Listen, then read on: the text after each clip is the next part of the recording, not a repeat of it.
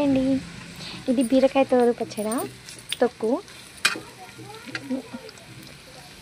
Hi అండి, ఇది బీరకాయ తోలు పచ్చడి. చూడండి, ఇవి బీరకాయ తోలు, చింతపండు, జీలకర్ర, ఎల్లిపాయలు, టమాటా, పచ్చిమిర్చి. ఫస్ట్ ఇవి వేగినాక మిక్సీ గిన్నెలో ఒక గిన్నెలో వేసుకొని తర్వాత ఇవి వేంపాలి పచ్చిమిర్చి. తర్వాత ఇవి టమాటాలు, చింతపండు వేసి కొంచెం మంచిగా ఉడికినాక దగ్గరికి అయినాక అన్నీ ఒకే దాంట్లో వేసి ఫస్ట్ మిర్చి, జీలకర్ర, ఉప్పు ఇవన్నీ వేసి ఈ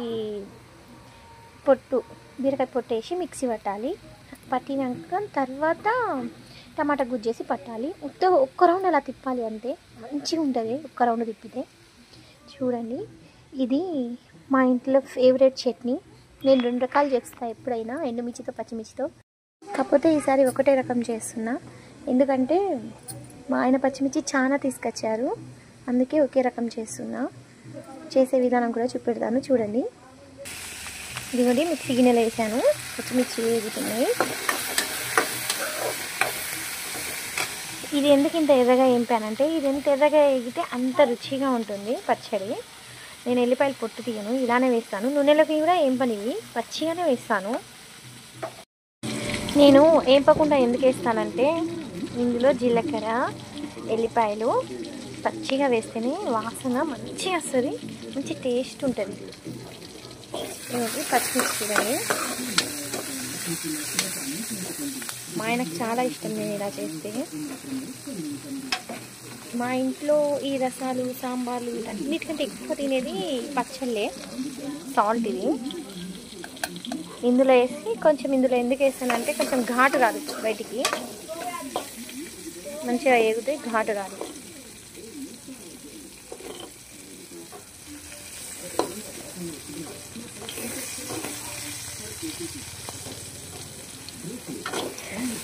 మిర్చి కూడా వేసేసాను.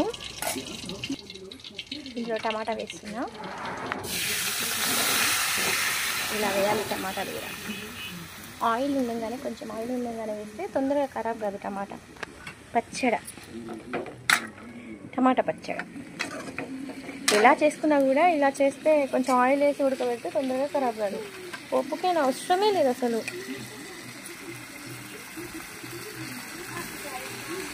అద్భుతంగా ఉంటుంది. ఒక్కసారి నేను చెప్పినట్టు ట్రై చేయండి. మీకు నచ్చితేనే సబ్స్క్రైబ్ చేసి, లైక్ చేసి, కామెంట్ చేయండి. నేను చింతపండు ఎప్పుడైనా పిసికే వేస్తాను, ఇవ్వండి.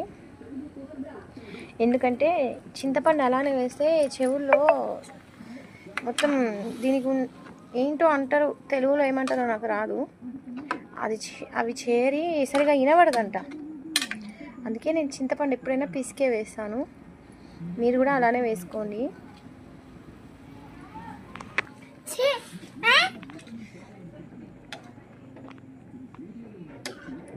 కంగాలే కాక రख जा, नहीं होता खोटरे में का अमली का छत्ता फेंक को కంగాలే కాక రख. ఒక సైడ్ రైస్ కూడా పెట్టేశాను. ఇటు రైస్ అవుతుంది, ఇటు సైడ్ పచ్చడి అవుతుంది. రెండు ఒకేసారి చేస్తున్నా. పొద్దున వండాను కానీ కొంచెమే ఉంది, అయినా సాయంత్రం కంపల్సరీ మళ్ళీ వండుతా. చూడండి, దగ్గరకు వచ్చింది. ఆల్రెడీ నేను మిక్సీ పట్టుకొచ్చాను. ఉత్తగా మిక్సీ పట్టి మూత తీసేని మంచి స్మెల్ వస్తుంది.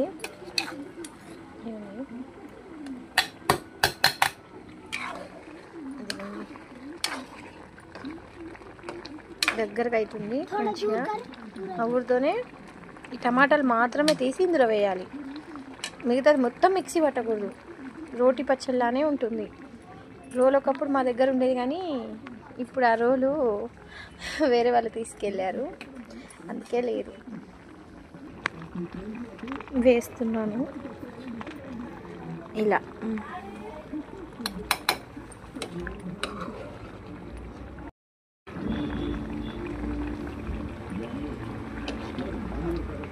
ఈ వాటర్